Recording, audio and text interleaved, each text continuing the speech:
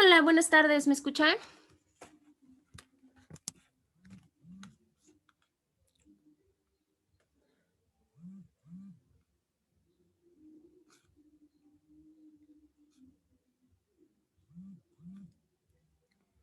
Hola, hola, ¿sí se escucha?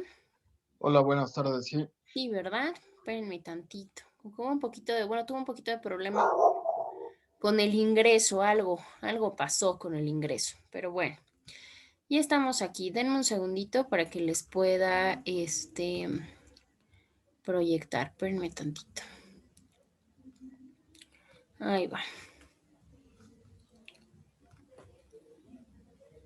Mm,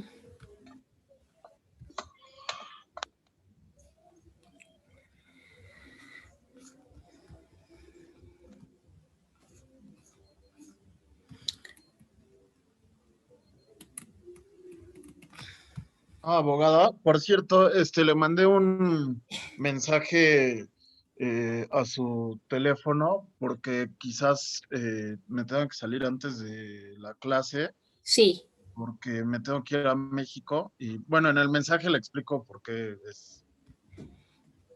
Perfecto. Sí, sí, sí, nada más, de hecho, ahorita precisamente les digo que tuve un poquito de problema en cuanto a la parte de ingreso, entonces por eso demoré y precisamente ahorita estoy viendo un mensaje suyo y un mensaje en este caso de su compañera Lupita. Entonces, sí, no, no se preocupe, sin ningún problema. Nada más le voy a pedir un favor, Miguel. Antes de que se vaya, avíseme para que en ese momento tomemos la evidencia, porque obviamente ahorita están controlando mucho la parte de la asistencia en ejecutivos. Entonces, obviamente, para que me aparezca usted, porque si no me aparece, aunque yo lo reporte, bueno, pues se puede sobreentender otra cosa. Entonces, sí, no, Sí, no se claro, preocupe, sin ningún problema. le agradezco mucho. Sí, no se preocupe, nada más me recuerda. Bueno, estábamos platicando nuestra sesión pasada, bueno, empezamos ya a hablar acerca del tema de la victimización. Estábamos hablando de la victimización como proceso, decíamos que es el proceso a través del cual pues una persona va sufriendo todas las consecuencias. ¿Las consecuencias de qué? Pues obviamente de un hecho. Muchas de las veces no es hecho delictivo, muchas veces solamente, no solamente, pero bueno, pues es hecho traumático. En ese aspecto decíamos que intervienen varios factores. Obviamente tenemos un factor o factores en donde se habla de la precipitación. Hablábamos de estos factores preparantes, predisponentes y desencadenantes. Y pues obviamente los factores que nos determinan el impacto del hecho. Vamos a ver una presentación. Bueno, les voy a proyectar una presentación. La siguiente semana verdaderamente es su evaluación. Entonces ya saben cuál es la mecánica. Primeros 45 minutos resuelven su examen, va a aparecer en la semana número 7. Ahorita esta semana ya tiene que quedar cubierta semana número 6 y semana número 7 es su examen. Son 45 minutos, los otros 15, bueno, pues ya ustedes pues hacen lo que tengan que hacer y en la siguiente hora ya nada más nos vemos, nos escuchamos para culminar propiamente nuestro temario como tal. Bueno. Como estamos hablando de la parte de la psicopatología y como estamos hablando de la parte de la victimización, pues obviamente tenemos que ver cómo se manifiesta. En este caso específico, bueno, pues cuando hablamos de victimización, pues tenemos que hablar propiamente de la parte de la violencia, porque al final de cuentas, pues se genera un círculo antes de ser cometida la victimización. La violencia, bueno, la violencia sabemos que es un fenómeno y que desgraciadamente es un fenómeno que termina produciendo los mismos efectos que una enfermedad. Desde cuestiones internas como lo puede ser un sufrimiento hasta cuestiones externas como puede ser obviamente lesiones, dolor y en algunos de los delitos, bueno, pues se provoca la muerte. Obviamente la violencia a comparación de una enfermedad, tristemente, pues se da a través de que es una acción intencional. Esta acción intencional, bueno, pues obviamente se genera por parte de la intención del hombre. Cuando hablo del hombre me refiero al género humano, no necesariamente al hombre, ¿no? En cuestión de género particular. Y obviamente, pues este es el que provoca el malestar y provoca el sufrimiento a las propias víctimas, ¿sí? Ahora, la violencia, bueno, se ve en cualquier escenario y claramente tiene que tener forzosamente un efecto sobre la víctima. Los efectos son diferentes, son diversos, dependiendo claramente el tipo penal del que estemos hablando. Pueden ser desde daños físicos, pueden ser daños patrimoniales, pueden ser daños psicológicos y en algunos casos, bueno, sabemos que tenemos también la parte de daños sexuales. ¿Cómo se da la victimización? La victimización, así como todo en esta vida, pues requiere un camino, requiere una ruta, requiere un proceso. Y esto se da a través del proceso de victimización. El proceso de victimización básicamente son todos estos mecanismos y esta situación, digamos que cambiable, a las cuales pues una persona llega a convertirse en víctima. ¿De qué podemos hablar ahí? Bueno, de la vulnerabilidad victimal. ¿Qué quiere decir? Pues obviamente qué tan propensos somos a ser víctimas. No solamente me refiero a una cuestión, vamos a pensar, de violencia, sino que puede ser cualquier cosa, ya lo habíamos comentado en algún momento. Si yo camino, no sé, en un barrio de la ciudad de Puebla a las 2 de la mañana con minifalda y con una enjollada muchísimo, con mi celular carísimo en la mano, digo, pues la realidad es que tengo una vulnerabilidad victimal. Obviamente lo que se defiende, pues que como mujeres o como personas yo puedo ir a la hora que quiera, como yo quiera, donde yo quiera. Eso es completamente cierto. Sin embargo, pues obviamente tengo una situación mayormente de vulnerabilidad, que me expone a un robo, que me expone a una violación, que me expone a diferentes tipos de cuestiones. Por eso decíamos, el hecho de ser o no ser víctima, hay ciertos aspectos en los cuales nosotros sí podemos prever el daño. O por lo menos, pues ser víctimas de menor riesgo, que quiere decir, pues que seamos menos preponderantes a poder ser víctimas de ciertos delitos. En este proceso de victimización se ve esa parte de la vulnerabilidad, pero también se ve la parte de las secuelas o del impacto traumático que me provoca el delito o que me provoca el proceso traumático, ¿sí? Las secuelas, bueno, hay desde secuelas internas, obviamente en la parte no visibles, aparentemente son no visibles, como lo puede ser la depresión, como lo puede ser el insomnio, trastornos de sueño, agitación, ansiedad, es más, se convierten a veces hasta en trastornos de la conducta, ¿sí? Y muchas de las veces sí se ven estas secuelas traumáticas pues de manera física, obviamente cuando tenemos lesiones o cuando se pierde algún bien jurídico tutelado. ¿Cómo se da propiamente este proceso de victimización? Bueno, tenemos diferentes cosas. Tenemos la parte interactiva, que es la parte de cómo se relaciona la víctima con su victimario. A veces ya vimos, ¿no? Que hay víctimas que son elegidas, ya vimos las tipologías de víctimas, víctimas que son elegidas al azar. Ejemplo, pues un robo, ¿no? Un robo a transeúnte, pues obviamente es una cuestión al azar. Pero a veces sí hay una relación íntima entre el victimario y la víctima. Cuando hablo de relación íntima, no crean que me refiero forzosamente a una cuestión de pareja o una cuestión sexual, simple y sencillamente hasta un propio conocimiento. Lo hemos visto actualmente, desgraciadamente, gran parte de niños maltratados no los maltrata allá afuera el vecino, el amigo, la maestra, los maltrata su propio núcleo. ¿Qué quiere decir? Pues su familia.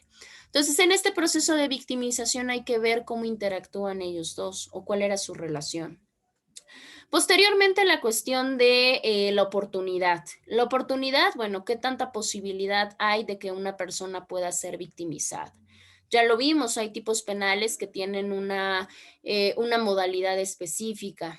Por ejemplo, el proxenetismo. El proxenetismo hay un criterio o hay una forma de elección de oportunidad, porque sí tienen una tipología específica de víctimas, que son víctimas obviamente de poca edad, que son víctimas obviamente de una situación económica baja o pobre, una preparación académica prácticamente nula y por ello pues obviamente son estas víctimas pues fáciles para este tipo de cuestiones. Al igual que la trata. Obviamente tenemos personas que sí son abordadas y que obviamente son llevadas a lugares de explotación, pero hay otras víctimas que no, hay víctimas que son seducidas, invitadas, convencidas, manipuladas a obviamente ser víctimas de trata de personas o trata de personas con fines de explotación sexual. Eso es parte de la oportunidad que claramente los victimarios van viendo en sus víctimas. El enfrentamiento social, obviamente el enfrentamiento social también forma parte del proceso de victimización. ¿Por qué? Porque claramente tenemos grupos más vulnerables. Grupos más vulnerables dependiendo socialmente cómo se manifiesta esta vulnerabilidad. Puede ser por una cuestión física, puede ser por una cuestión de género, por una cuestión de minorías, como lo pueden ser las razas, entre algunas otras cosas. Esa vulnerabilidad social, pues claramente nos da un enfrentamiento social más complicado. ¿Por qué? Pues porque obviamente si yo les hablo de un robo a transeúnte, el enfrentamiento social de grupos vulnerables, pues es bien diferente. Porque obviamente, ¿quiénes son más vulnerables? Pues las personas que abordan un transporte público o las personas que salen de trabajar a sumas horas de la noche, son un poquito más vulnerables socialmente hablando. Los jóvenes, las mujeres, entre algunos otros.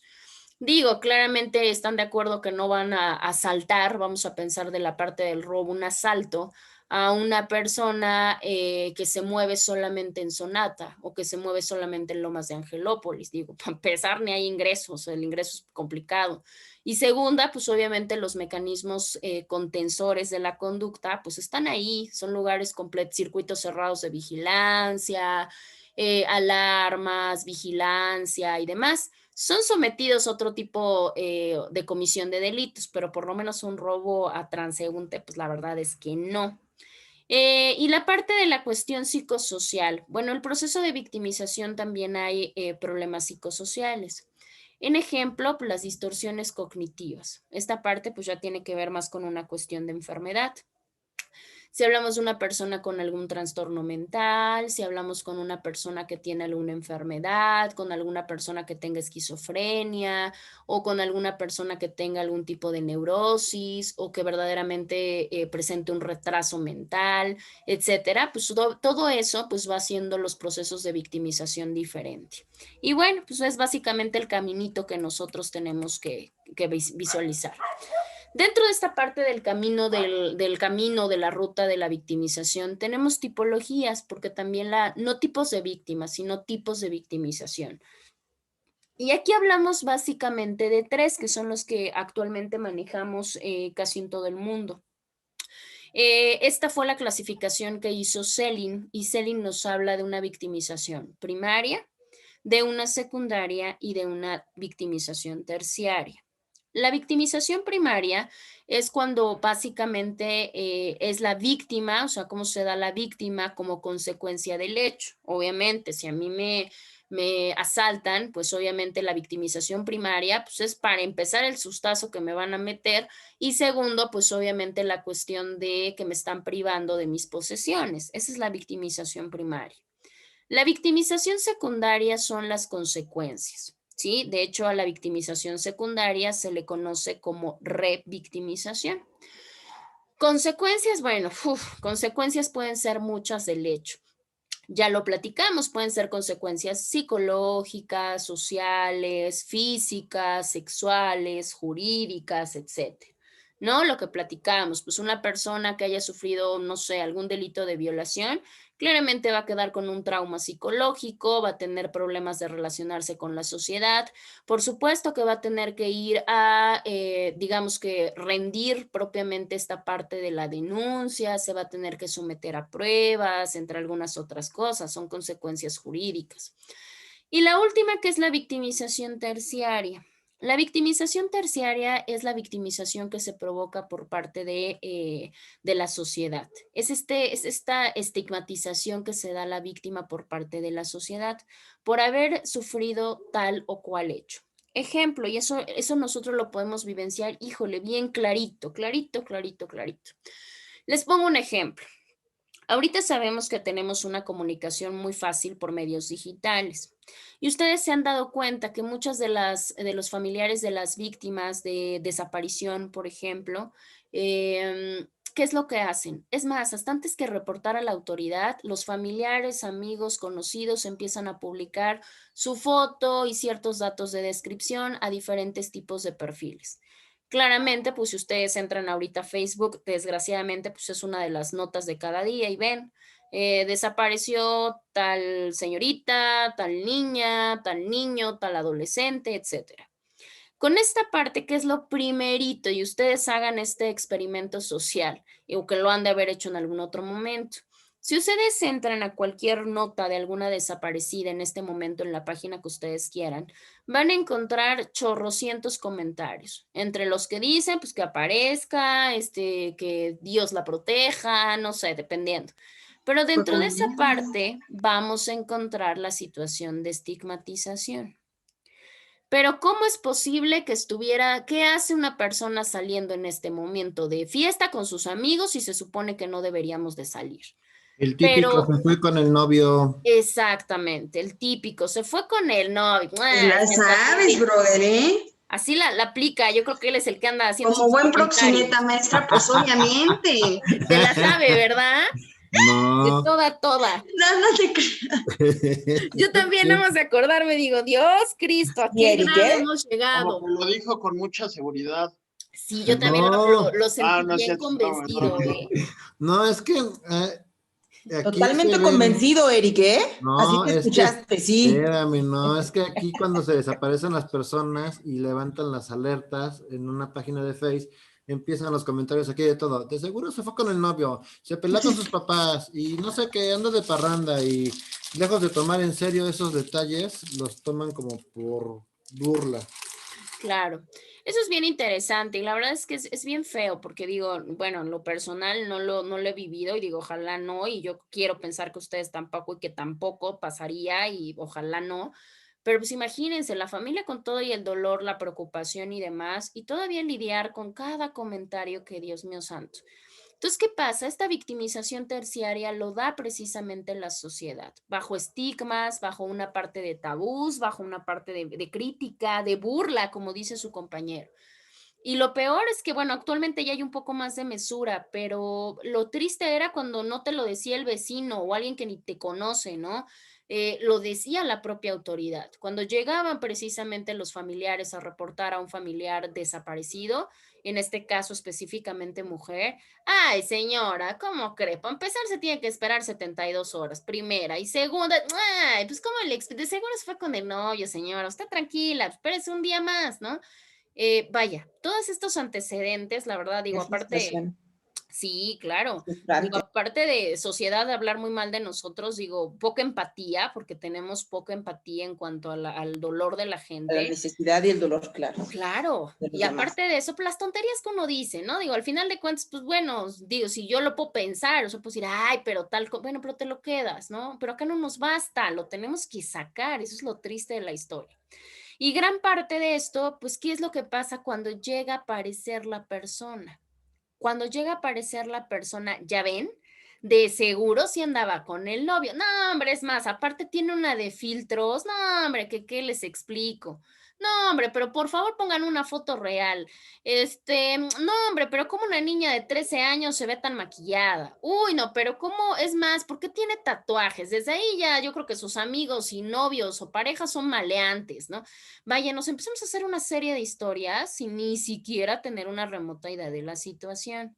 Bueno, pues cuando aparecen las víctimas, en este ejemplo vamos a poner de desaparición, ¿qué es lo primero que aparece? El estigma social. Ah, de seguro, fue la que se ha ido con el novio. Fue la que, ya ven, de seguro sí andaba de fiesta. Entonces empezamos con toda esta estigmatización y yo lo vi en un asunto no tan viejo, hace algunos meses, aquí en Puebla, de una chica que creo que desapareció, la reportan y demás y aparece al otro día, pero la chica había sido por ir a buscar un trabajo, esos trabajos que también tristemente se anuncian en páginas de internet, que no hay filtros para saber qué tanto sí, qué tanto no. La chica ve el trabajo, se va a la parte de localizar el trabajo y pues bueno, pues era claramente falso, falaz por donde lo vean y pues obviamente la chica sufre violación. Entonces, en esta parte toda la gente se llenó de decir estupideces y al final de cuentas, pues por supuesto que había sido víctima y no porque anduviera ni de fiesta, y aunque anduviera, pero bueno, no andaba de fiesta ni mucho menos. Ha habido una entrevista, se supone que de trabajo, de un lugar que claramente era un lugar fantasma y pues bueno, la chica ni siquiera había estado en ese lugar porque pues la habían llevado a otro lugar. Entonces digo, por acá ni sabemos, ¿no? La necesidad también pues ha hecho que desgraciadamente nos pongamos o seamos más vulnerables todavía. y desgraciadamente ahorita la chica creo que era madre soltera, pues obviamente la desesperación, la falta de recursos, la falta de apoyo y pues bueno, se ve vinculado a Horror. ello. Claro, muy, muy feo. Digo, aquí también viene la parte de la actuación. Si ya vimos estos lugares, yo he visto una infinidad, o sea, en automático me aparecen en Facebook de páginas donde ofrecen empleos, que para empezar desde el momento en que uno ve el salario dicen, ay, ajá, o sea, para empezar desde ahí, pero eso lo veo yo, ¿no? Desde mi perspectiva. Pero pues hay personas que no, hay personas que dicen, híjole, esta es mi oportunidad y adelante. Bien Entonces, inocentes. claro, es parte de dos cosas. Por un lado es la parte de la inocencia y por otro lado, aunque sintamos feo, es parte de la ignorancia. Y obviamente, digo, triste, Totalmente de ¿no? acuerdo. Pero vaya, o sea, la mamá cuando le hacen este comentario, pues la mamá bien ilusionada porque la decía, no, pues es que mi hija es madre soltera y se fue a buscar, pues vaya, una oportunidad para sacar adelante a su hijo, creo que 3 años.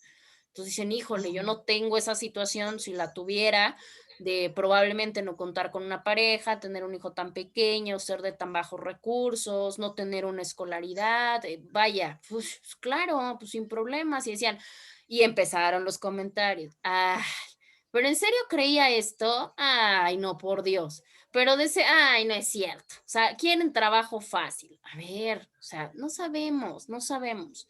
Entonces, en esta parte hay que tener mucho cuidado, hay que tratar de ser empáticos en primer lugar y en segundo lugar, si no aportamos algo, pues no meternos en lo que no nos importa, así de fácil. Y bueno, pues eso forma parte del rubro, vamos a decirlo así, de tipología de victimización, como la victimización primaria. Ahora, no todo es malo, ¿no? Porque la realidad decimos víctimas y problemas y dolores y la verdad es que es una materia emocionalmente muy fuerte. Pero bueno, tenemos también alternativas y tenemos también un proceso de desvictimización, ¿sí? Existe, claro que existe, de hecho se da a través de un proceso.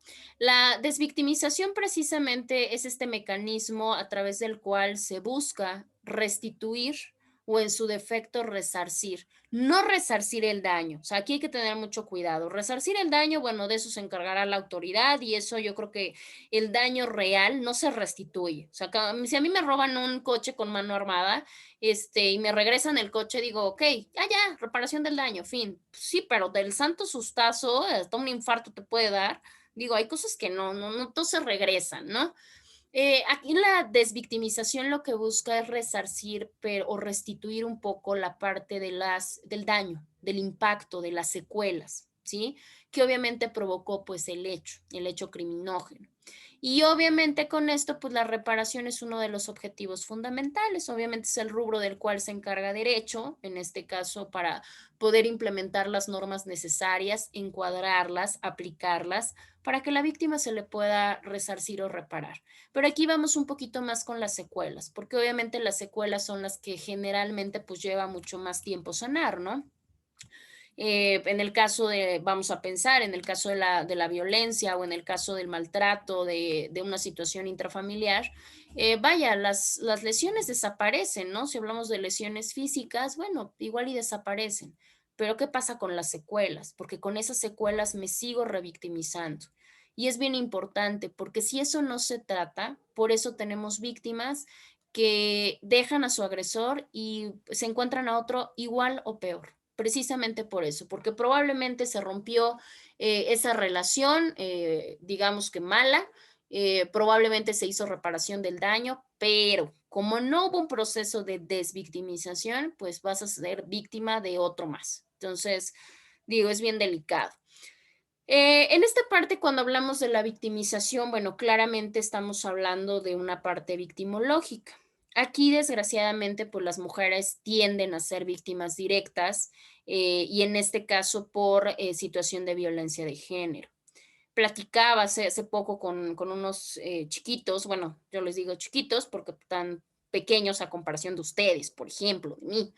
De primero, segundo, hablando un poquito de la parte del análisis de la norma jurídica. Y ellos decían, bueno, pero ¿por qué siempre se habla de la parte de maltrato, de lesiones, de homicidio a las mujeres? O sea, ¿por qué? Si los hombres también sufrimos, ¿no? O sea, es como la mecánica. No les dije viejos, no, nosotros estamos en la flor de nuestra juventud y experiencia, esa es la diferencia, ellos no. Entonces, en esa parte, bueno, ellos argumentaban esa parte completamente válida. Y yo les decía, no, pues es que tienen toda la razón. Yo no digo que un hombre no sea maltratado. De hecho, yo conozco varios, ¿no? O los he visto. Y sí son maltratados, claro, que también han sufrido de homicidios, por supuesto. Pero por lo menos la regla estadística mayor. ¿Qué pasó, Ali? No, la regla mayor no es así. Desgraciadamente, pues estadísticamente ustedes lo saben. Si ustedes se ponen a pensar en crímenes con odio, ¿no? O sea, crímenes con odio en privación de la vida, digo, si ustedes me preguntan, por lo menos a las estadísticas que yo conozco por parte de Fiscalía, superan, o sea, se supera un 80 o 90 a 1. O sea, la realidad es que la diferencia es abismal. Una mujer para que mate con odio, claro que lo hace, pero no con la regularidad que un varón lo hace contra la mujer. Y les decía, aparte también, muchachos, en ningún momento nadie dijo, nos quedamos y nos casamos con ideas falaces.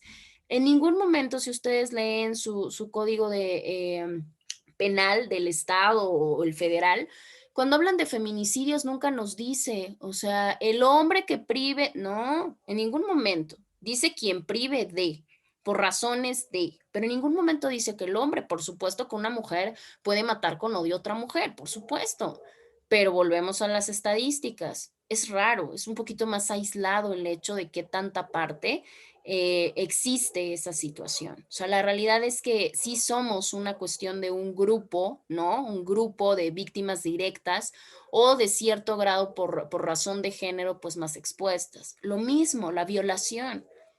Digo, yo no, tampoco digo que no haya hombres violados, por supuesto que los hay, pero el número también es menor, por desgracia o por fortuna o por como lo quieran ver.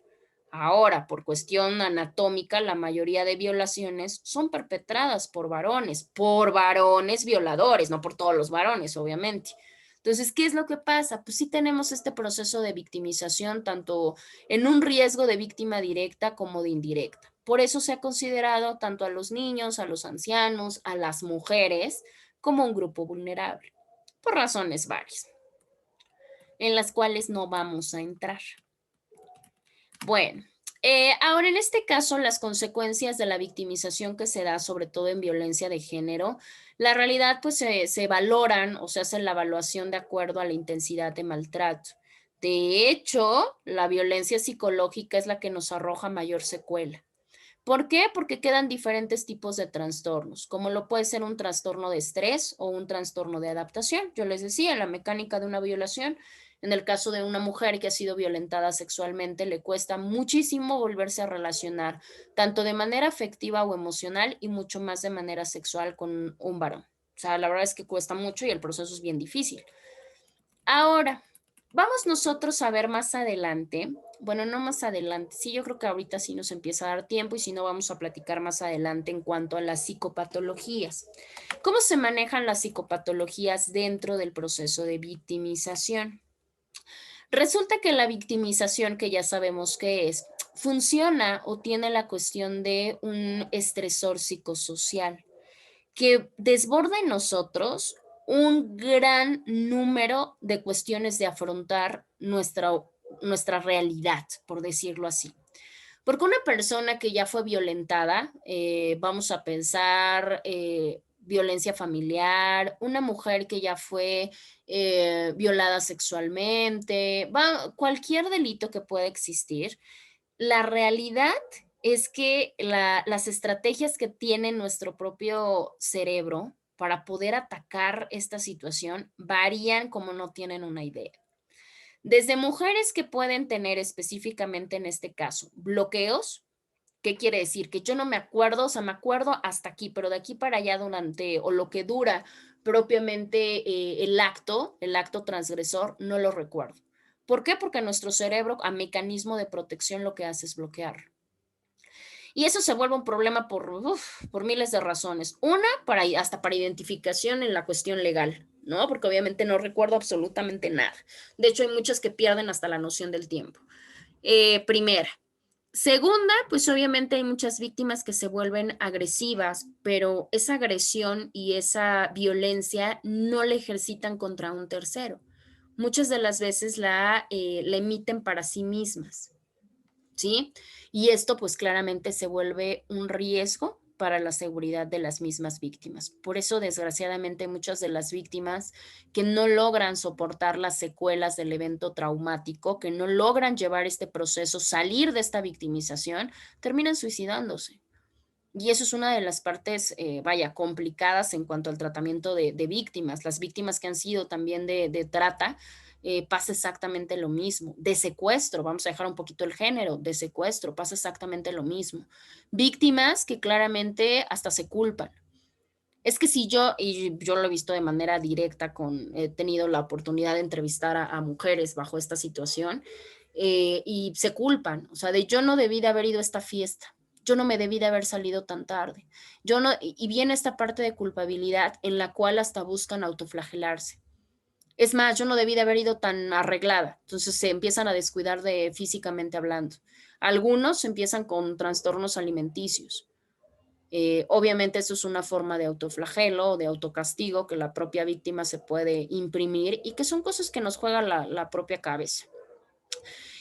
Las víctimas obviamente presentan, por lo menos en la mayoría de casos, volvemos a lo mismo, la estadística, no podemos hacer una generalidad al 100%, pero sí una estadística. Y obviamente en la mayoría de estos delitos que nos generan un impacto emocional, ¿qué es lo que pasa? La secuela o la respuesta de las víctimas es una respuesta negativa y que claramente nos empieza a desestabilizar el estado psicológico de una manera, pero enorme. Porque una emocionalidad negativa, no porque necesariamente puedan volverse agresivas o violentas, pero muchas de ellas se reclúen. ¿Qué quiere decir? Pues yo ya no salgo, yo estoy encerrada en mi cuarto, me deprimo, no hablo con nadie, no quiero saber absolutamente nada de nadie, no quiero denunciar, por ejemplo. Quiero dejar botados los procesos, todo eso forma parte de una emocionalidad negativa, porque claramente nuestra psiquis pues está afectada por este evento transgresor y esto, vaya, algo que debemos de entender es que es algo completamente normal, esto no es aislado, ni quiere decir, por eso hay que tener mucho cuidado con el acompañamiento emocional que damos a las víctimas, porque luego también, ay, no hay manera de ayudar a las autoridades, o sea, luego es así como de, ay, pobrecita, ¿no? O luego de, ay, no, pobre de ti, pero pues échale ganas, ¿eh? O sea, digo, no, espérate, pues, si no es échale ganas como si fuera, ay, tengo mucho trabajo, pues échale ganas. No, o sea, la realidad es que pues obviamente el acompañamiento que se les tiene que dar pues es muy delicado y muy profesional. De hecho, el acompañamiento se da desde el momento del hecho, ya lo sabemos, actualmente se pueden solicitar específicamente el tratamiento de cuando la víctima es mujer, pues obviamente el acompañamiento es por mujeres, puede ser desde la policía, la Ministerio Público y claramente pues la médico, ¿no? En este caso la médico legista. Ahora, el impacto. ¿Cuál es el impacto que nosotros podemos visualizar propiamente de la victimización criminal? Nosotros lo podemos ver en tres grupos, por lo menos tres grupos mucho más importantes o por lo menos más relevantes, que nos ayuda a ver qué tanto pegó, o sea, qué tanto fue el impacto de la conducta criminal.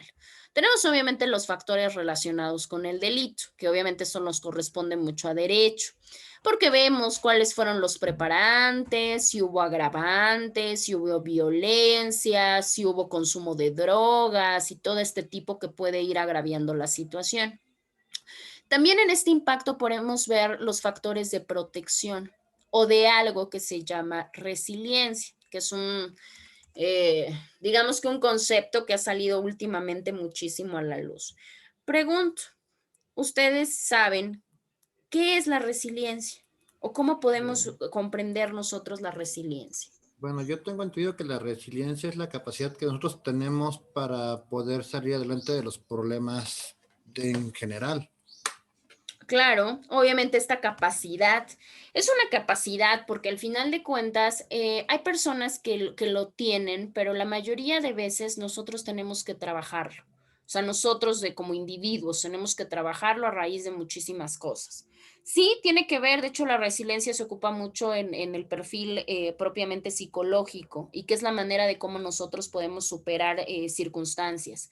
Circunstancias difíciles, ¿eh? No crean que necesariamente delitos o traumas, pueden ser millones de cosas, es más, algunas son inevitables como la muerte de un familiar, ¿no? O sea, qué tan resilientes.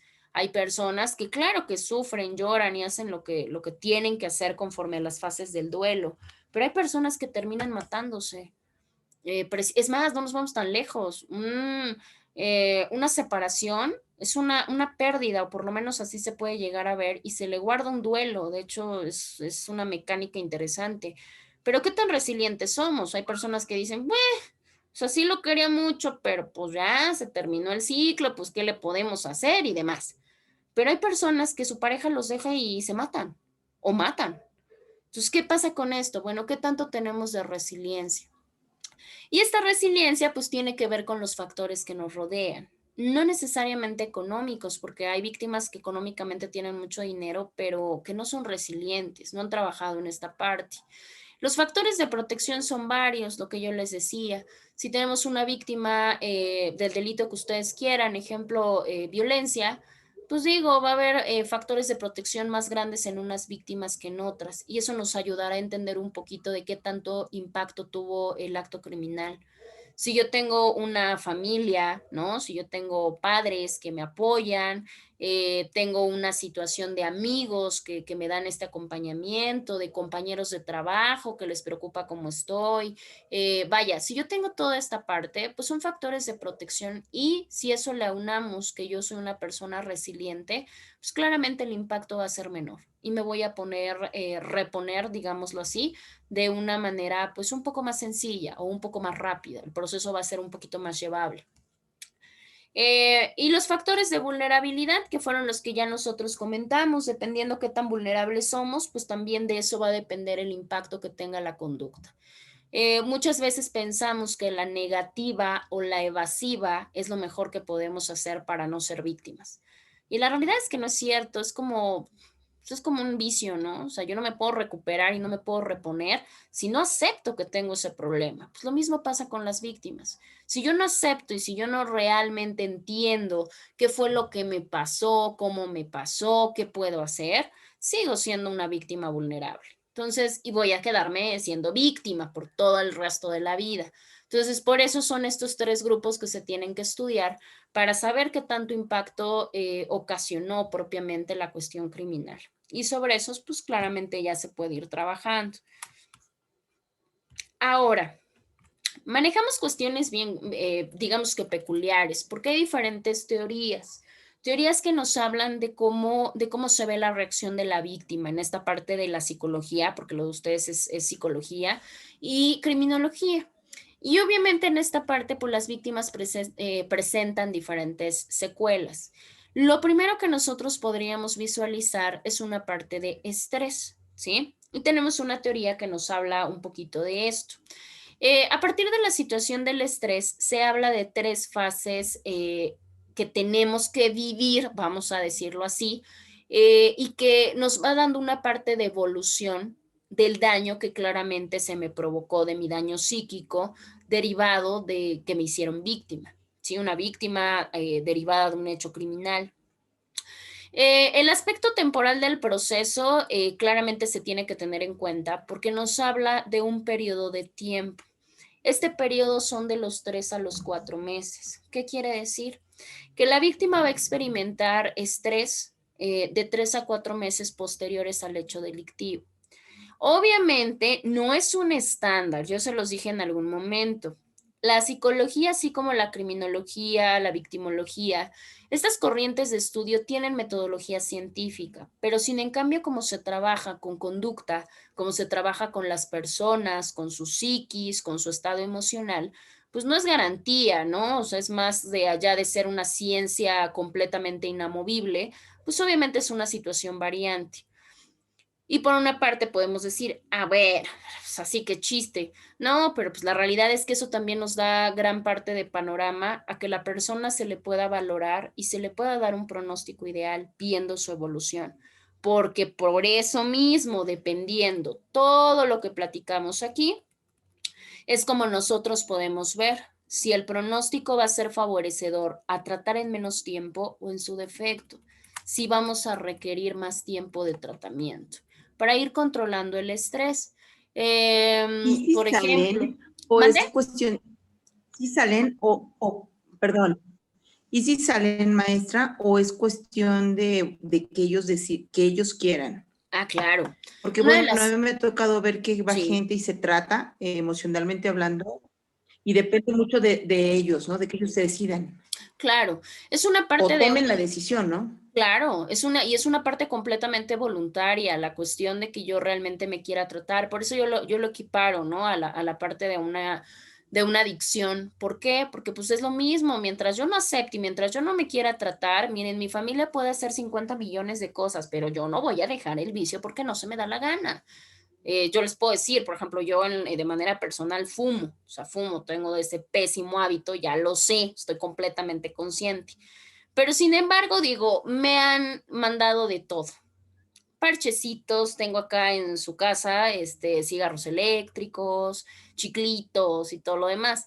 Ya llegó un momento en que yo concienticé y dije, a ver, para empezar, ¿quiero o no quiero dejar de fumar? Y mi respuesta, mi autorrespuesta fue de no quiero. Entonces dije, bueno, por más que la gente quiera hacer, o sea, no voy a dejar de hacerlo. Obviamente mi conclusión fue valorar la situación médica y demás y dije, ¡ay, máquinas! ¿No? O sea, trato de llevar una vida relativamente sana, obviamente a pesar de las pocas horas de sueño, porque así lo demandan nuestros trabajos y eso hay que mentalizarnos, pero pues una alimentación, ejercicio y algunas cosas. Y dije, bueno, dejarlo, lo que uno dice, dejarlo, no. Pero lo que voy a hacer es disminuir mi consumo. Y dije, perfecto. Entonces, ¿qué pasa? Con las víctimas pasa exactamente lo mismo.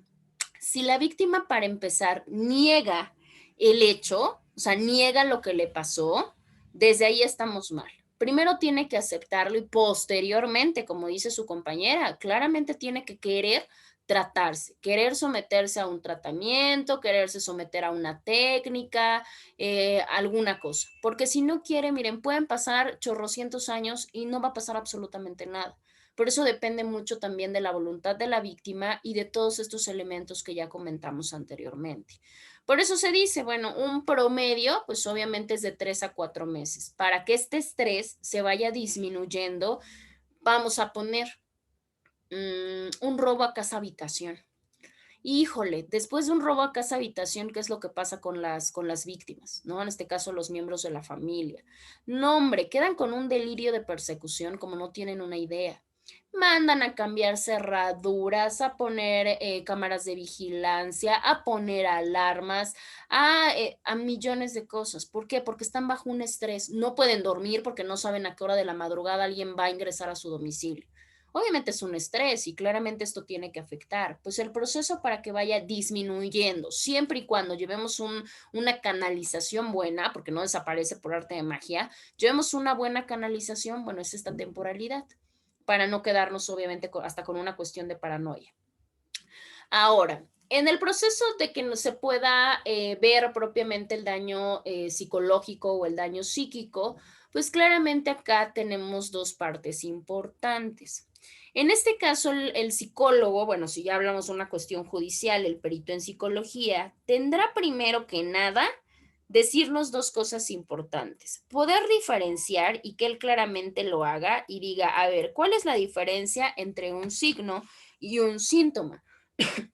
Básicamente los signos son establecidos, o sea, los signos sí nos los da la propia clínica, ¿no? La cuestión clínica. Un ejemplo, la exploración médica. Si yo quiero ver los signos, vamos a pensar en una violación, pues claramente mi perito, obviamente en este caso mi perito médico, me va a tener que decir, existe desgarre, existen lesiones, existen y demás. Pero los síntomas no son evidentes, los síntomas son no palpables para nuestros sentidos, sino que más bien son de carácter interno, de carácter subjetivo. Esas solamente se pueden valorar a través de conocimientos de otras áreas, como lo puede ser la psicología. para poder comprender qué es el dolor, qué es el estrés. Yo no puedo palpar el estrés, o sea, yo no llego y no puedo visualizar el estrés a comparación de un rasguño o de un golpe. Eso es un síntoma. Ahora, en este caso, pues claramente muchas personas, y eso yo lo he visto en suicidio, dicen, oiga, señor o señora, ¿su hijo estaba deprimido? Nada. ¿Su hijo tenía algún problema? Nada. Oiga, pero de pura casualidad no presentó algún trastorno, algún cambio de alimentación. No, tampoco. Entonces, ¿qué decimos? Híjole, pues claro, las personas, por supuesto que es muy difícil que puedan palpar los síntomas. Solamente pensamos en la cuestión de los signos. Y es lo mismo que hace la autoridad cuando es violencia. Y eso se ve, híjole, común. A ver, vine a reportar violencia. Ah, ok. A ver, enséñame. ¿Dónde la golpeó? ¿Dónde le pegó? ¿Dónde la lesionó? Y ahí van las pobres víctimas de regreso. No, pues es que me dijeron que no me iban a poder atender porque pues no tengo signos de violencia. Ajá, ¿y dónde queda la parte del síntoma? ¿Dónde queda que probablemente haya una situación psicológica, una situación patrimonial, una situación económica, una situación de amenazas, de coerción? ¿Dónde queda todo eso? Bueno, pues eso queda en los síntomas, pero la primera personita con la que topamos cuando llegamos a denunciar no tiene ni la más remota idea. Entonces, de ahí depende y para eso van a estar todos ustedes, para precisamente poder evidenciar y que con esa evidencia de síntoma que van a manifestar puedan poner a trabajar a las autoridades. Porque al final de cuentas lo pueden encuadrar dentro de, para eso son abogados, lo van a poder encuadrar dentro de una cuestión legal o de un marco legal que ya tenemos. Y con eso, pues claramente que las víctimas, porque pues, las víctimas no saben, no tienen ni idea. Y pues si nosotros como profesionales del derecho tampoco lo sabemos, pues por eso la autoridad anda haciendo cada tontería, porque pues no le importa, la realidad es que no le importa mucho. Y bueno, en esta parte para poder pronosticar, porque sí se puede dar un pronóstico de qué tan lesionada está la psiquis, porque pues, sí es la psiquis de una víctima, se utiliza algo que se llama nosología. ¿Alguno de ustedes lo ha escuchado en algún momento?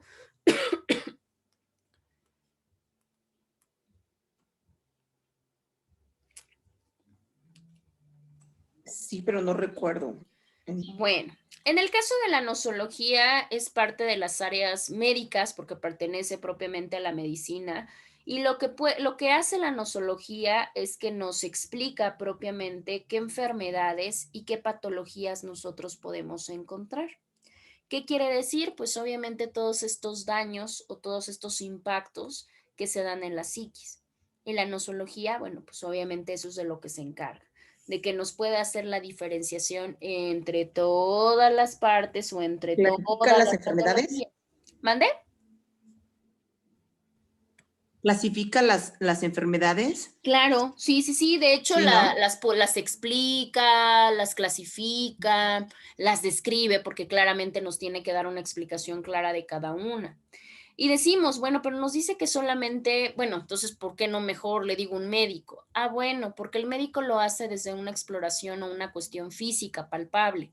En el caso de la nosología, no, la nosología tiene más que ver con los procesos, ¿me explico? O sea, con la parte de cómo se pueden generar propiamente las patologías. Y esto, pues obviamente ayuda mucho a poder digamos, que clasificar el impacto que puede tener un delito.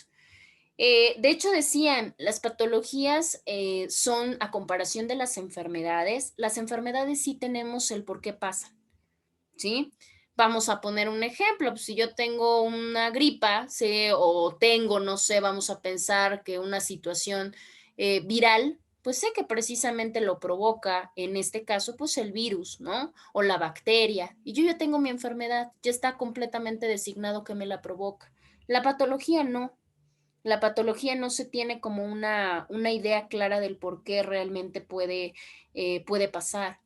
En el caso de las patologías se les equipara con los trastornos, ¿sí? Obviamente, pues todos los trastornos que tenemos pues, son muchísimos, pero muchas de las veces no sabemos, no hay una respuesta exacta para decirnos de dónde provienen.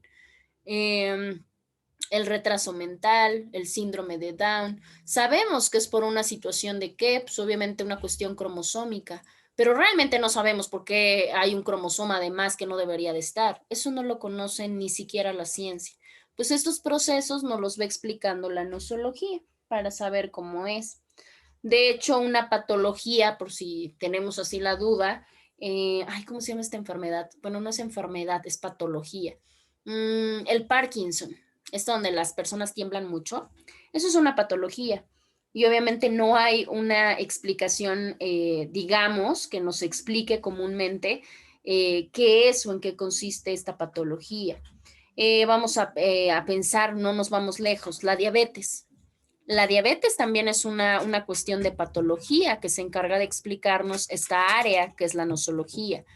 ¿Por qué? Porque pueden decir, y eso yo lo he visto, bueno, ay, no, pues es que la diabetes porque de seguro, híjole, tus malos hábitos y demás. No, no necesariamente. Muchas de las veces hay personas que no reúnen estos requerimientos generales y al final de cuentas son diabéticos.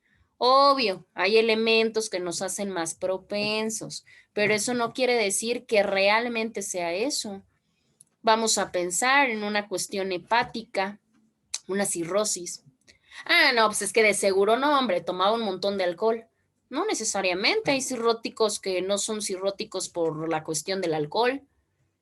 Las enfermedades pulmonares, pues de seguro fumaba un montón. No, hacen el análisis y son personas que nunca han fumado en su vida. Entonces digo, todas estas partes como que a las que no les encontramos una explicación, bueno, la nosología pues trata de explicarnos una diversidad de maneras. No podemos, digo, como que meternos mucho esa parte, porque si no, no vamos a acabar, pero bueno, para darles la idea de qué se encarga. ¿Cuál es la evolución? Porque hablábamos de que hay una evolución de los daños, ¿no? Los daños psíquicos pues, tienen que ir evolucionando, tienen que cumplir sus fases o sus procesos y siguen adelante.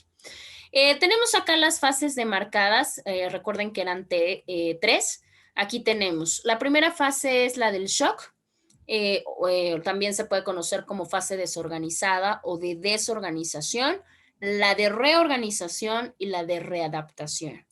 En el caso de la primera fase puede durar de minutos a horas. El impacto se genera de manera inmediata, ¿sí? ¿Qué características tiene esta fase de shock? Bueno, pues es que tenemos dos shock, o sea, dos tipos. Por un lado puede ser un shock de carácter activo y por otro podemos tener un shock de carácter pasivo. Y aguas con el pasivo, porque ese cuesta mucho más trabajo de tratar, porque muchas de las veces la evidencia es como bien complicada. En el caso del activo, bueno, es el que vemos, ¿no? La persona no recuerda muy bien, o sea, tiene como esta parte de su conciencia turbia porque no recuerda ni cómo, ni dónde, ni cuándo, ni nada. Obviamente son las personas que es más, ahorita descansan y se levantan a gritos de primer momento, están ansiosas o agitadas y algunos andan con esta parte hiperactiva, ¿no? Y tenemos el otro que es el shock pasivo. En el shock pasivo encontramos a las personas cuando se paralizan, cuando no se quieren mover, cuando solamente andan deambulando como si fueran, no sé cómo explicarlo, porque la verdad es que es bien feo ver a personas así. Como si estuvieran bloqueados, ¿no? Exacto, o sea que, y es más que tienen la mirada ida. ¿No? Como cuando están en shock. Exacto, o sea que no, ustedes les hablan y ni los pelan, ni los ven, andan viendo quién sabe qué, pero andan viendo algo. Esa es la parte pasiva y también nos habla de la cuestión de la, ¿cómo se llama? Catatonia. La catatonia, recuerden que es una parte cuando ya no nos podemos mover. Esa es la catatonia. Hay personas que llegan a sufrir alguna problemática y que su cabeza, bueno, el cerebro manda señales a nuestros neurotransmisores a manera de defensa que se inactivan y las personas ya no se pueden mover. Y vaya, esto es bien delicado porque pues imagínense, eso puede tener muchos problemas. De hecho, hay enfermedades mentales que surgen propiamente o se dan a raíz de enfermedades mentales, como lo puede ser la esquizofrenia. Algunos de los esquizofrénicos llegan, lo vamos a platicar en patologías un poquito más adelante. Algunos de ellos, nosotros cuando pensamos en esquizofrenia, ¿qué es lo primero que pensamos? pues gente agresiva, violenta y demás. No, hay esquizofrénicos que caen en estados de catatonia, o sea que no se pueden mover tal cual. De hecho, puso una lectura hace como una semana o dos. Ajá. Puso una lectura donde venía también algo de esquizofrenia en lo de esquizofrenia, exactamente. Y ahí sí se dieron cuenta, pues vienen los tipos, ¿no? O sea, los tipos de esquizofrénicos y que son pues muchas de las veces bien diferentes a lo que nosotros podríamos pues creer, ¿no? Y literal, pues no se pueden mover. De hecho, muchos de ellos dejan de hablar. Digo, no sé si han tenido es que no sé si es oportunidad, pero vamos a decir que la experiencia de ir acá al Batán, este centro psiquiátrico. Ay Dios, si ir a la cárcel es complicado, no, yo creo que en la cárcel todavía pasa. En el caso de los centros de internamiento mental, ay Dios mío, ahí sí para que vean, no, sí está muy complicado. Y se pueden dar, bueno, no, si no lo han visto, pues va a estar un poquito complicado, pero literal, o sea, la gente, se han visto hasta películas, la gente deambula, la gente anda ida, no sabe ni dónde está, algunos ni se mueven y no hablan. Eso es lo que pasa con el estado de catatonia. Entonces, bueno, por explicarle, eso es lo que nos puede provocar nuestra primera fase. Obviamente en este caso sería nuestra fase de shock. Recordemos, estamos hablando de las fases de cómo evoluciona el daño psíquico. Tenemos una segunda fase, que es la fase de la reorganización. Esta parte de la reorganización, pues como su nombre lo dice, pues es cuando a la persona le cae el 20. Así se los digo, suena muy coloquial, pero para que lo entendamos. Literalmente, o sea, la persona ya empieza como que a reorganizar su vida y sus ideas y todo. Esto, pues obviamente puede ir desde semanas hasta meses. Sí, obviamente son reacciones no inmediatas, pero por lo menos a un plazo considerable, un corto plazo. Y ahí tenemos dos formas de reorganizarnos, ¿sí? Obviamente de reorganizarse tratando de las víctimas. Podemos tener una reorganización tipo 1 y una reorganización tipo 2. La tipo 1 es la que presenta sintomatología traumática.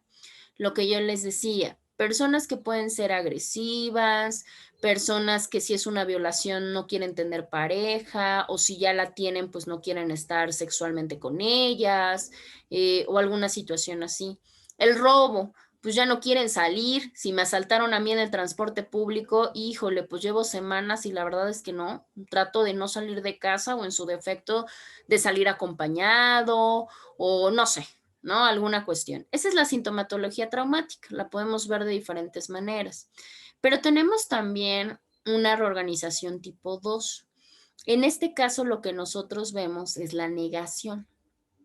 ¿Qué quiere decir? Yo niego lo que me pasó, yo niego querer tratamiento, yo niego que no, yo digo, yo estoy bien, no pasó absolutamente nada. Estamos negando la conducta. Y esta también es más delicada que la primera. La primera se tiene que seguir el proceso, que la persona se va a levantar 5 veces en la noche. Digo, es normal dentro del proceso, se tiene que ir tratando. Que la persona se despierta gritando, pues es normal, o sea, tiene que seguir su proceso. Que tiene pesadillas, bueno. Pero ¿qué pasa con la negación? La negación aparentemente podemos decir, ay, qué bueno, ya la víctima se siente, pero súper bien, hombre, ya regresó a su vida normal. Y nosotros pensamos que eso es digamos que un buen paso. La realidad es que no. La gente profesional en cuidados de la salud nos dice que no, que hay que tener mucho cuidado con estas víctimas, porque son las que de un momento a otro pueden revivir el momento y pueden o acabar con alguien o en su defecto hacerse daño a sí mismas. Entonces la parte de la negación pues claramente no es buena. Y la última, que es ya la fase o la etapa de la readaptación.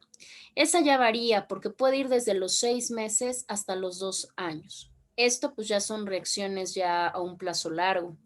Aquí es cuando ya propiamente se ve un aspecto de recuperación. Ya como tal vemos que la sintomatología de trauma ya va más cronificada. ¿Qué quiere decir esto? Que va disminuyendo. Si antes me levantaba, no sé, 5 veces, pues ahorita probablemente mis pesadillas solamente llega a ser una vez en 1000. O sea, la realidad es que ya no es un pensamiento recurrente.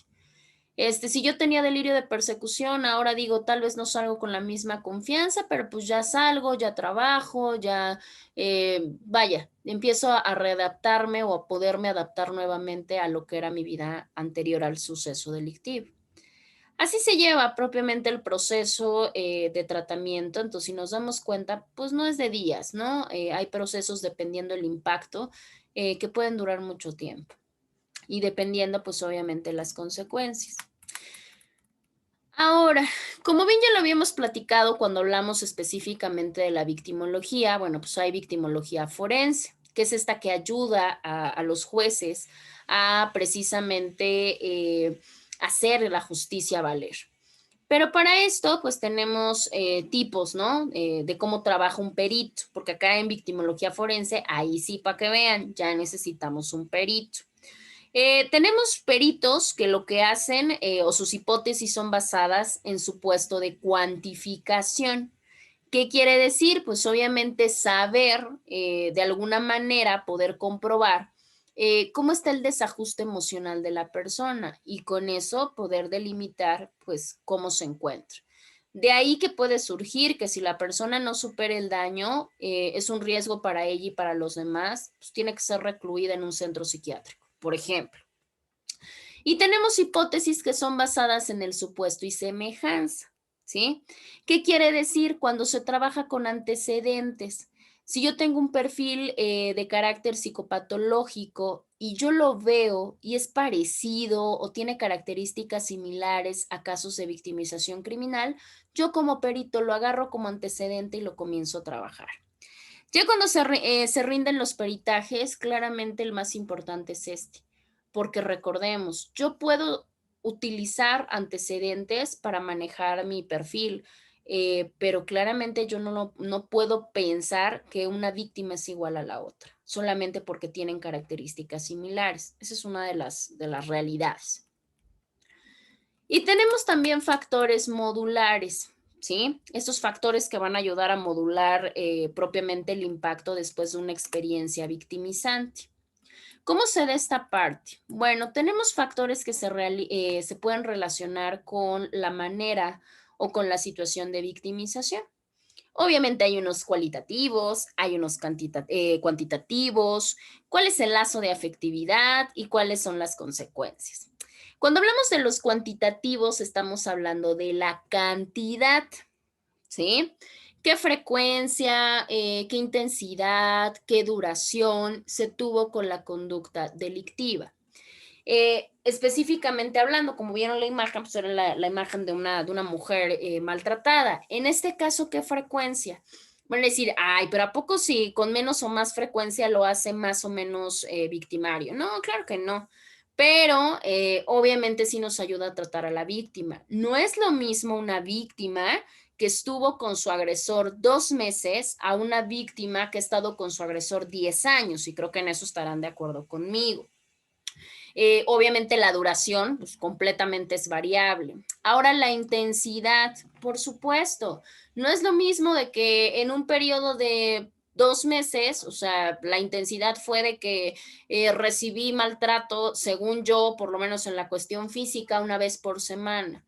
A que yo conviví 3 años con él y del diario eran o cachetadas o golpes o patadas o jalones o lo que quiera. Obviamente la intensidad es diferente y por supuesto que esto va a ayudar al tratamiento de la víctima. Y la frecuencia, pues la frecuencia también tiene que ver, obviamente de una cachetada a una patada, con qué tanta frecuencia se daba. Esos son los cuantitativos, porque nos importan los números, ¿no? Y tenemos también otros que son los parámetros cualitativos. Los parámetros cualitativos son de cualidad. Aquí lo que nos importa medir, no con números, sino obviamente el impacto de cómo se dio la vejación y cómo se dio la humillación hacia la víctima. Hay víctimas, por ejemplo, en este aspecto que estamos tratando, hay víctimas específicas que la parte se hace en nivel privado. ¿Qué quiere decir? Cuando solamente están en casa, cuando están solos, ¿no? Pero hay otros que no, que la humillación ya es pública, que no importa si están en la casa de un familiar, de un amigo, de un vecino, es más, hasta en la calle, Si ustedes han podido visualizar, hay niveles en los cuales ya son en calle, ¿no? Y obviamente pues ahí el nivel de humillación pues se acrecenta y aguas, porque si ustedes ven a una persona o se topan con una persona violenta en público, híjole, Dios quiera, porque la realidad es que está muy complicado. Si así lo hacemos sin temeridad a la reacción de nadie, pues imaginemos cuando están solos. Entonces ahí pues viene el problema. La parte de la vejación, pues es un parámetro cualitativo, porque por supuesto hay unas personas que son violentadas a través de una parte patrimonial o es más, a través de una parte de prohibición o de amenaza. Pero hay otros que el nivel de vejación es extremo, que tienen encerradas a las víctimas con llave, que no, claramente pues no tienen la llave, que las dejan sin alimento. Es más, yo vi un asunto que a la chica la dejaban hasta sin ropa. O sea, le cerraban la recámara matrimonial, vamos a decirlo así, le cerraban también con llave y la dejaba desvestida, por si en algún momento lograba abrir la puerta, claramente no pudiera salir porque no tenía ropa. Entonces, en ese caso estamos hablando de niveles de vejación, pues esos son parámetros cualitativos. Por ponerles un ejemplo. Por lo que pasó con la chica esta que tenían en México, que en una lavandería y tintorería, que también la tenían inclusive hasta encadenada, ¿no? Ah, caray, no escuché Explotación la laboral, ¿no? noticia. Explotación laboral, ¿no, Eric? Ajá. Sí, ¿cómo se llamaba esta chica? Que le quemaban la cara y todo. ¿Te acuerdas que vimos el caso? Sí, sí vimos el caso, no me acuerdo cómo se llamaba. Pero sí era Mm, una chica que por años se salió de su casa para evitar la violencia, le ujú. dieron trabajo en una tintorería y de ahí la empezaron a amarrar, a encadenar, a Horrible, golpear. horrible. Haga de No, cuenta que sí, no tenía una parte del cuerpo sin cicatrices, que eran Madre. 400 y tantas cicatrices, ¿no? Algo así. ¿sí? La quemaban, la azotaban, horrible, horrible. Claro, obviamente ahí tenemos un parámetro significativo de carácter cualitativo, obviamente la humillación y la vejación, vaya, es impresionante. Que acá yo les voy a ser muy honesta, y eso es una de las que siempre ha sido mi parte de, no de pelea, pero sí de argumentación con personas que se dedican a esto, para que me expliquen, ¿no? Porque la realidad es que cuando hay personas, déjense ustedes, no importa si es un adolescente, si es un niño, si es una mujer, quien sea. Digo, todos tenemos de algunas maneras contactos con el exterior. O sea, sí tenemos, ¿no? Al vecino, de alguna manera. Y cuando se empiezan a hacer las indagatorias legales o los trabajos de investigación, nos damos cuenta que verdaderamente el vecino, el familiar decía, no, sí, la verdad es que sí. Y luego se escuchaban los golpes o los gritos. O sea, y ahí viene la parte como situación social. O sea, imagínense tanto nivel de vejación, de maltrato, de humillación La y cómo no omisión, hay un actuar, ¿no? la omisión, sí es cierto. Claro, o sea, ahí que lo que hablaba hace un momento, ¿no? La cuestión empática de no hacer, ¿no? Decían, no hay que hacer comentarios tontos y demás, pero también hay una parte omitiva, ¿no? De qué es lo que omitimos hacer y que tendríamos un compromiso social. Y a mí me ha llamado mucho Abogada, la atención, ¿eh? y eso, por ejemplo, que uno, bueno, por ejemplo, tú que usted lo como dice, el vecino se daba cuenta y nunca denunció esa agresión, no, también lo toma como complicidad o algo así. Pues es que la complicidad, cuando se hace la evaluación de autorías o participación, recordemos que tenemos un gradaje de todos ellos. Obviamente acá lo único que se hace, no hay una ley que nos obligue propiamente a hacerlo. Y fíjense que qué tonto y qué curioso. O sea, si yo tengo o si yo tengo el conocimiento de un delito electoral, sí tengo la obligación, ¿eh? De no omitir. Ah, caray, pero si se trata de una cuestión penal, no, pues no. Y la gente se lo ha quitado muy fácil de que, ay, pero es que el señor era bien agresivo. Ay, es que la verdad yo tenía miedo por mi familia. Híjole, es que también la señora pues se ve que le gustaba esa vida. Así, con esas palabras se los digo porque me consta. Y pues digo, ay Dios, uno se queda con parte de que vaya, yo entiendo, o sea, hay cosas para las que no debemos de ser chismosos, pero hay partes en las que sí nos podemos involucrar. Vaya, en este caso digo, yo me atrevo a decir, ¿a poco nadie después de tanto maltrato y tanta situación no se percató de eso? O sea, por mucho, ¿no? Es que luego, ¿saben qué caemos, maestra? Que a lo mejor, ahorita como dice Yusajani, el vecino a lo mejor se daba cuenta y demás, pero volteamos en el punto de decir, pues ella está ahí porque quiere a Porque veces. quiere, claro. Entonces, Sí.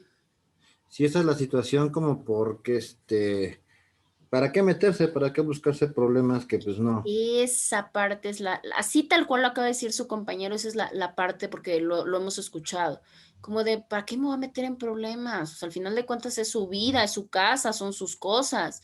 Híjole, acá yo creo que depende, yo creo que más allá de un compromiso social, o sea, una cuestión como de pacto social, creo que más allá es una cuestión de cuestión persona, ¿no? Una situación personal e individual de cada uno. Si ustedes me preguntan, digo, no porque me gusta, o sea, sí me gusta el chisme, pero para ciertas cosas, ¿no? No para esto. Pero si yo me percato, o sea, si yo tengo o sí percato una situación de violencia, o sea, cercana, porque claramente la estás palpando, a mí no me importa, o sea, digo, no me pondría así como, no, pues ya es su problema, ¿no? Ya si al rato regreso, ¿no? Pues digo, ahora hay millones de mecanismos de poder denunciar. O sea, hay millones de mecanismos de poder denunciar, obviamente a través de las cuales se puede llevar una indagatoria. Y ahorita con delitos hacia la mujer, la realidad, y hacia los menores, claramente, pues hay una preponderancia increíble, a la cual se tiene que dar una respuesta inmediata, porque son asuntos muy mediáticos que no quieren meterse las autoridades en problemas. Entonces digo, la verdad es que sí se puede hacer. O sea, yo he escuchado también asuntos de menores maltratados, niños, o sea, niños o bebés. Y digo, Dios mío, o sea, no sé ustedes, digo, los que tengan hijos, o sea, un niño por una caída, un berrincho, lo que sea, digo, o por lo menos la mía, bueno, son gritos de aquí hasta no sé dónde. Entonces, imagínense una persona, un menor que está siendo maltratado, vejado, quemado, no me digan que nadie se percata. O sea, yo creo que aquí también es esa parte de nuestro compromiso individual con las víctimas, porque muchas de las veces esas víctimas pierden la comunicación con sus familiares, porque así se los quitan, porque eso le facilita el punto al victimario. Entonces, ¿qué es lo que hace? Pues la alejo de su familia. Entonces, imagínense, si la familia no está porque la alejaron, porque luego no tienen ni idea del paradero, pero yo que soy vecino, sí lo estoy percatando, digo, pues, ¿qué onda, no? Creo que ahí ya depende de una cuestión personal. Por eso yo les decía, siempre es bien importante para los que tengan hijos, hijas, primos o hermanos, o sea, tener mucho esa parte de la comunicación. Suena como trillado, pero la verdad es que la comunicación, vaya, puede salvar vidas, ¿eh? Tal cual. Pero bueno, ahora, el lazo de afectividad, híjole, el lazo de afectividad también es bien delicado, muchachos, con el agresor, porque eso es una de las partes que luego no permite que se puedan dar los procesos legales para poder ejercitar acciones de justicia. Lo hemos visto, como acaba de decir su compañero, ¿no? También, digo, en esto se ve de todo. La persona o la mujer que dice, no, pero no, o sea, pero así me ama y yo lo amo muchísimo, o sea, ¿cómo creen? Yo no lo voy a denunciar, o denuncian y luego se echan para atrás, eso digo, es completamente cierto. O sea, estos lazos de afectividad con el agresor, cabe mencionar que nos complican mucho o complican mucho el trabajo también hasta para las autoridades, porque obviamente con este lazo de afectividad muchas veces no solo se justifica el agresor, sino que hasta se le tapa. O sea, se les solapa toda la situación, se les ayuda y se les facilita para evadir la acción de la justicia. Entonces, en esta parte, cuando tengan cualquier delito, pero que vean que hay un lazo de afectividad con el agresor, híjole, primero hay que tratar ese lazo de afectividad, porque mientras exista propiamente, la víctima ni se va a recuperar, ni va a aceptar tratamiento, ni va a dejar el núcleo enfermo, ni mucho menos, ¿eh? Entonces aquí hay que tener cuidado. Cuando hay lazos de afectividad, el proceso es aparte de más fuerte y más complicado, pues es más extenso. Las consecuencias, bueno, las consecuencias negativas pues pueden ir desde muchas cosas, ¿no? Obviamente desde una cuestión estética, una cuestión económica, una cuestión psicológica, una cuestión física. En el caso de las lesiones, ¿por qué les digo estéticas? No te digan, ay, ¿cómo que qué tiene que ver la estética aquí? Claro, hemos visto a víctimas, por ejemplo, esta que creo que fue un político, no sé, que quemaron a la chica o quemó a la chica con ácido. Aquí es una cuestión estética y es una consecuencia negativa. Imagínense si al final de cuentas a nadie nos gustaría vernos así, pues mucho menos esta parte externa, ¿no? Que es la cara visible que tenemos para todos. Pues obviamente es una afectación gravísima. Entonces eso pues, es una consecuencia negativa.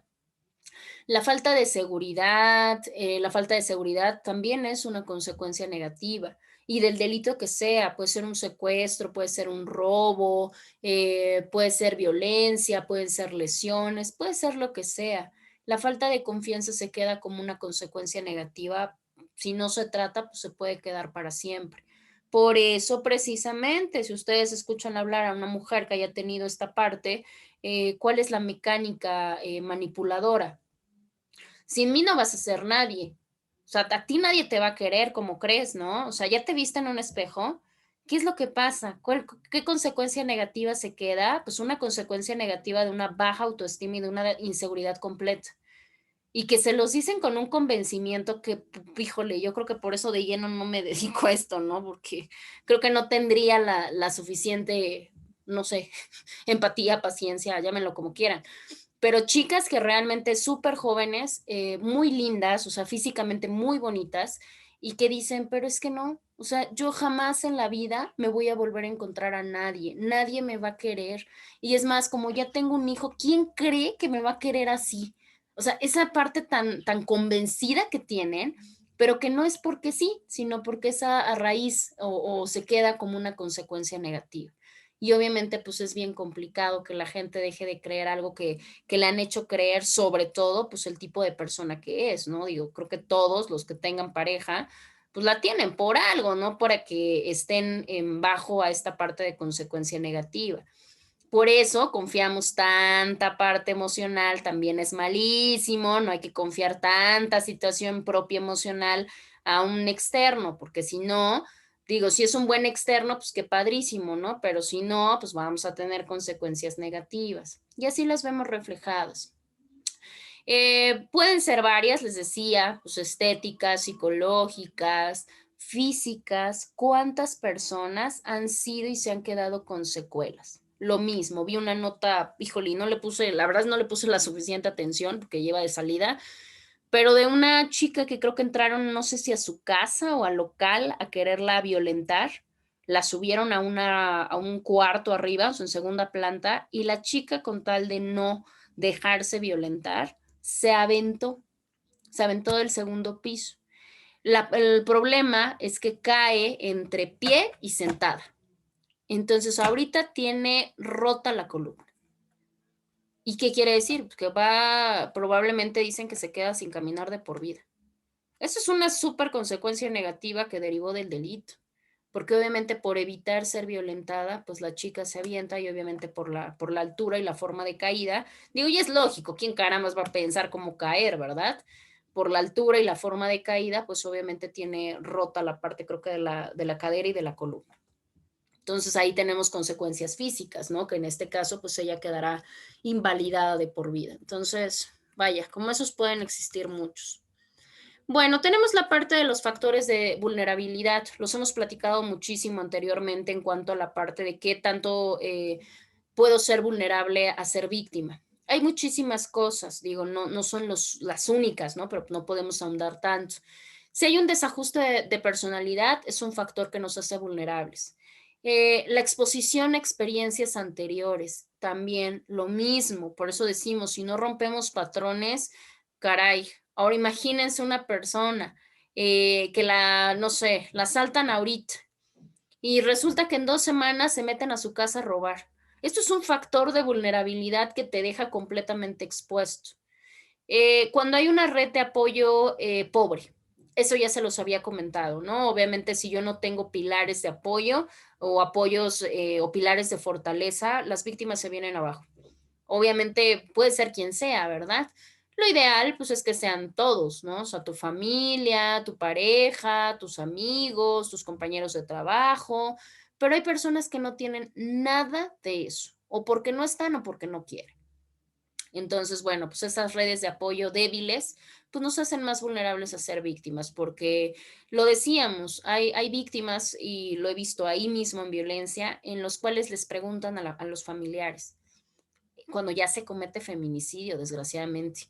Y les preguntan, oiga señora, pero usted nunca vio que a su hija la maltrataban, nunca supo que la golpeaban. Híjole, no, pues es que la verdad tenía como medio año que no la veía. ¿Cómo? Pues porque ya no me visitaba o porque me molesté y bueno, la realidad es que pues me alejé de ella. Es más, ni siquiera sabía dónde vivía. ¿Qué falta con esta parte? Pues obviamente no hay un apoyo social. A comparación, lo hemos visto también, hay momentos en los cuales se activa, yo he visto y admiro muchísimo a muchas personas que han perdido familiares, que mueven cielo, mar y tierra para que precisamente se pueda hacer justicia. Y eso no tiene que ver ni con la parte de conocimiento ni con la parte económica. Han sido personas lo vimos, estos chiquitos que desaparecieron, ay, no recuerdo bueno, fue en México, pero los niños pertenecían a una comunidad. La mamá no hablaba ni siquiera español, la mamá y el abuelo, y se fueron hasta la capital del estado para plantarse afuera de la Fiscalía General de México y obviamente exigir que se hiciera la ubicación. Presionaron en medios de comunicación, la gente empezó a publicar la foto de los niños y se empezó a hacer un revuelo para que los niños aparecieran y aparecieron verdaderamente. Entonces, ¿qué pasa? Pues obviamente tenemos una red de apoyo en la cual le importo a mi familiar, así de fácil, o le importo a mi amigo, a mi pareja o a quien sea, y claramente se movilizan para poder buscar soluciones. Yo les decía, hay mujeres que sí dicen, o sea, como que de, ay, pues es que él me ama y no me importa, y hagan lo que quieran, yo me voy a ir con él. ¿Y qué es lo que dice la familia? Ah, es total, o sea, ¿qué más puedo hacer? El vecino o el amigo, ¿no? De, ah, ¿yo qué más quiero hacer si ella quiere vivir así? Eso también habla de una pobre red de apoyo. Digo, no sé, ustedes pónganse a pensar, los que tienen en este caso, ¿tú tienes hijos grandes, Ali? Sí, bueno, tengo una niña de 17 años y una de 10. Va, mira, en este caso, yo Tengo un mayor, pregunto, pues claro, no es mi hijo, pero es como si fuera mi hijo, tiene 24 años. fíjate, obviamente, ¿qué es lo que pasa acá? Y es una parte bien importante. Yo creo que si alguien llega a pasar algo así con algún familiar, algún hijo, algún hermano, pues yo en lo personal, digo, yo tengo una hija muy pequeña todavía, pero digo, en algún momento que a mí me dijera, pues es que no me importa y así lo quiero, bueno, ¿cómo te explico? ¿Qué es lo que pasa? Porque no la soltaría, ¿no? Yo me atrevo a decir que también pasaría lo mismo. Si yo no llego hoy a casa, pues digo claramente, o estoy casada y veo que, o mi madre ve alguna situación, pues por supuesto que vendría la atención, ¿Hola? la presión y el tratamiento. Mande, Erika. Ah, no, nada, perdón. Ay, yo qué pacho. Bueno, entonces, ¿qué pasa? Hay que fundamentar mucho la parte de las redes de apoyo.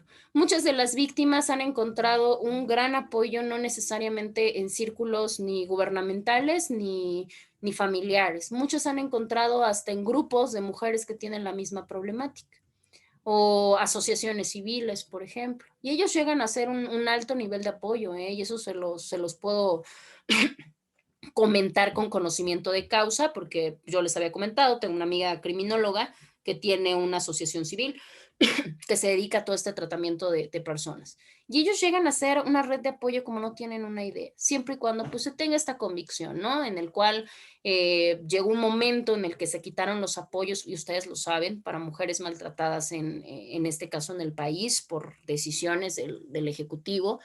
¿Y qué es lo que pasó? Pues esas asociaciones, varias no hacían su chamba y nada más querían lucrar, pero algunas sí hacían su trabajo y se quedaron sin ningún medio y sin ninguna situación. Y al final de cuentas, pues ellos buscaron la manera de buscar apoyo, porque les digo que a mí me lo comentó, apoyo legal. Sabes que, amiga, necesito apoyo legal porque este proceso, qué se hace aquí, qué se hace allá y demás. A otro amigo, a ver, tú eres psicólogo, por favor, ayúdame, puedes canalizar, así y así, y se fue haciendo la red de apoyo. Entonces, la realidad es que, digo, se puede hacer y estas redes de apoyo se pueden hacer mucho más grandes. Sí, Ali, adelante. Y obviamente con esa parte se puede gestionar. Entonces, tenemos muchas redes de apoyo y si uno no puede o no sabe o no nada, pues hay que canalizar a los lugares que sí, ¿verdad? La credibilidad, híjole, en el caso de la credibilidad ya lo habíamos comentado en este mismo sentido. Si al rato me hacen esta situación de que yo soy maltratada y digo no me importa, no voy a denunciar, y mi familia me suelta, cuando yo llego a casa, ¿qué es lo que me van a decir? ¿Ves? Te lo dije. Tú no cuentas con nadie, tú estás sola y yo soy lo único que tienes. Empieza con esta falta de credibilidad. Y esto, pues, es un aspecto vulnerable. Credibilidad, no solamente en la familia, dejas de creer en la sociedad, porque también lo hemos visto y ya lo platicamos, y dejas de creer en el Estado. De que yo fui y vi un video apenas buenísimo, déjenme ver si se los encuentro y se los pongo, creo que tengo casi a todos en Facebook. Y la verdad es que está muy padre en el sentido de que precisamente comprendemos y debemos de comprender a las víctimas como muchísimas de las veces tienen toda la razón en no querer denunciar, porque la burocracia, las vueltas, el mal actuar, las malas caras, el poco profesionalismo, híjole, ¿de veras? Que es envidiable y que digo, uno tiene ganas de todo porque desde ahí hay un claro impacto que genera una falta de credibilidad en el entorno. Y eso de veras que es cierto y eso hace a las personas más vulnerables. Si yo fui y me dijeron que hasta que no viniera golpeada no me iban a atender, bueno, entonces ¿para qué voy? Hasta que me golpeen, ¿no? O hasta que me maten, que lo han dicho muchas víctimas. Si existe una psicopatología previa, claro, si tenemos algún problema, no sé, de estrés postraumático, si tenemos un problema de depresión, si tenemos esquizofrenia, si tenemos retraso mental, esas psicopatologías nos hacen más vulnerables. Exposición a estresores sociales vitales tiene que ver con proveer. En este caso, bueno, tendría que ver, por ejemplo, con la alimentación. Si yo no tengo esta parte de alimentación y no tengo manera de cómo allegarme de ella, pues caigo en lo que sea. Digo, acá podemos mencionar también varios, ¿no? De explotación, en los cuales a raíz de que se lo relataba, ¿no? Gran parte de las chicas que se van para proxenetismo son personas de servicio de casa. Entonces son personas que tienen un salario muy chiquitito, que duermen en el piso, que son de entidades o que son de poblados muy pobres. Y obviamente, pues al tener ese estresor y llega y se me aparece un escuincle, bueno, un decir, ¿no? Con un super camionetón, bien vestido y que me promete el sol, la luna y las estrellas, pues con ese estresor social, pues obviamente estoy más vulnerable a aceptar ese tipo de cosas. Y el último, que también ya lo hemos comentado en algunas otras ocasiones, las drogas y el alcohol. Desgraciadamente las víctimas cuando no llevan un proceso adecuado, no solamente el victimario, también la víctima, ¿en qué se refugia? Muchas de las veces se refugia en esta autodestrucción, como lo es el exceso de alcohol y el exceso de drogas. Y obviamente, pues al afrontar, no es afrontarlo, más bien es evadir el problema, ¿no? Y yo les decía, y es más feo porque el alcohol dice, nos pone bien felices, ¿no? Bueno, yo creo que depende la cantidad, ¿no? ¿Por qué? Porque al final de cuentas sí nos deprime el sistema nervioso. Y aparte de todo, bueno, pues díganme ustedes cómo se sienten al otro día. Ahora imagínate cuando se hace como estrategia evasiva. Pues digo, la realidad es que por eso tenemos muchos problemas. Es más, muchas víctimas que se vuelven adictas a droga o alcohol, y eso lo vemos en la trata, como no pueden allegarse o el proveedor es la persona misma que las explota y las criminaliza, ahí se quedan, porque se hacen adictas a diferentes tipos de drogas, que tal vez yo pueda tener la economía, pero no voy a tener la distribución o no voy a tener quien me provea. Entonces me quedo propiamente con mi tratante, así, y así se ve materializado. Y bueno, pues ¿cuáles son los que nos pueden servir como factores de protección? Pues obviamente las variables de personalidad, que se me ataque si tengo algún problema de personalidad, que podamos reinterpretar las situaciones positivas, ¿no? De todo se puede buscar una situación positiva. Pero esto requiere, pues obviamente, de procesos y de estrategias que claramente yo me pongo a pensar como familiar de la víctima, pues no lo tengo. Primero, porque probablemente no tengo los conocimientos y no tengo la situación de las técnicas. Aparte, todos lo sabemos. En el caso de los psicólogos es difícil. Ellos no pueden tratar a sus familiares, se complica el proceso. Pero bueno, pues obviamente se canaliza y no hay ningún problema. Los apoyos sociales ayudan mucho, obviamente que tengamos esta empatía por las víctimas, lo vimos apenas con esta youtuber, hubo mucho apoyo, la verdad es que hubo mucho apoyo social, no faltó quien dijo, bueno, X, pero hubo mucho apoyo social, tanto de medios de comunicación y todo lo demás, en los cuales pues obviamente se le reconocía el valor y se le reconocía la aceptación de la realidad de cómo se había manejado. Y bueno, pues esto llevó a la detención del sujeto, si mal no recuerdo. Otra parte muy importante que nos ayuda como mecanismo de protección son los proyectos de vida, que indistintamente pues no hay una dependencia con nadie, o sea, de manera general con nadie, y pues muchísimo menos pues en este caso con personas de núcleo familiar, específicamente pues un esposo, una pareja, un novio, que pues tengamos un proyecto de vida individual. Claro que se puede compartir, por supuesto, pero pues que no dejemos de ser nosotros cuando estamos en alguna situación. Y el afrontamiento frente a la adversidad, por supuesto que es un factor de protección, porque nos ayuda a ser personas resilientes. Que tenemos problemas todos, que probablemente estamos en una línea muy delgada de poder ser víctimas, claro, pero al final de cuentas tenemos que afrontarlo de manera directa o indirecta. El sentido del humor también ayuda muchísimo, dirían. Hacer de la desgracia pues un chiste, ¿no? Al final de cuentas, podernos reír, ¿no? Reír de la desgracia cuando ya estamos superándola. Y el último, pues claramente tener un proceso profesional, un proceso que no me va a dar mi amiguita que me aconseja, ¿verdad? Bueno, salvo que sí sea una amiga que se dedica a esto, pero si no, pues digo, no, que mi amiguita me dice qué hacer, pues la verdad es que no funciona. Yo tengo que recibir apoyo, ¿sí? Apoyo profesional. Bueno, ya nosotros vamos a ver la siguiente sesión, vamos a hablar un poquito más de la parte de la psicopatología. Hay diferentes trastornos que surgen por la comisión de delitos, hay varios, hay muchos, pero específicamente algunos que podemos ver en violencia y que probablemente podamos equiparar con algunos otros. Depresión, se genera un trastorno depresivo, un trastorno de ansiedad, un trastorno postraumático o estresor, trastornos adaptativos en los cuales pues ya me voy adaptando a la mala vida, así tal cual. Trastornos de estado de ánimo, que ahorita puedo estar muy bien y al rato estoy muy mal, o que me desquito con quien no debo, ¿sí? Disociativos, cuando ya me empiezo a evadir de la realidad. Trastornos de sueño, porque claramente el sueño también se altera, personas que padecen muchísimo de insomnio. Yo no lo padezco ni lo he padecido, pero dicen que el insomnio es espantoso.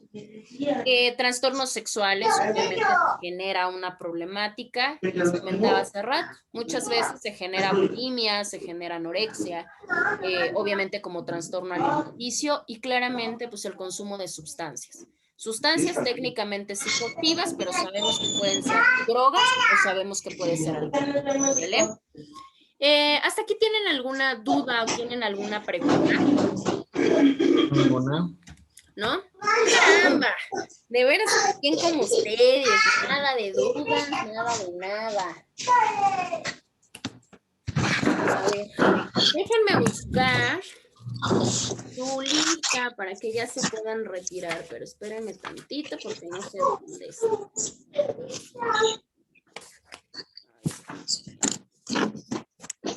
Ya la encontré. A ver, ¿qué día es hoy? 27.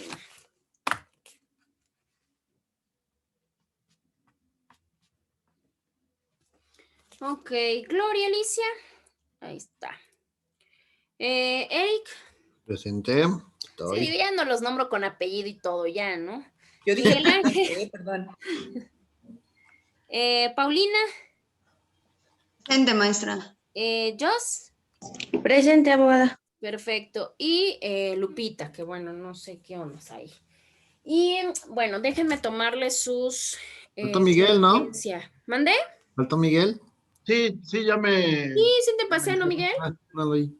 Lo que pasa es que sí, en la primera lista no me aparecía, pero en la segunda ya me apareció, ya no lo anoté. Ah, bueno. A ver, Jos, nada más que prenda Jos y ya, para que se puedan ir. Ya. Den un segundito. Espérenme, yo iba a tomar selfie. Ahí va.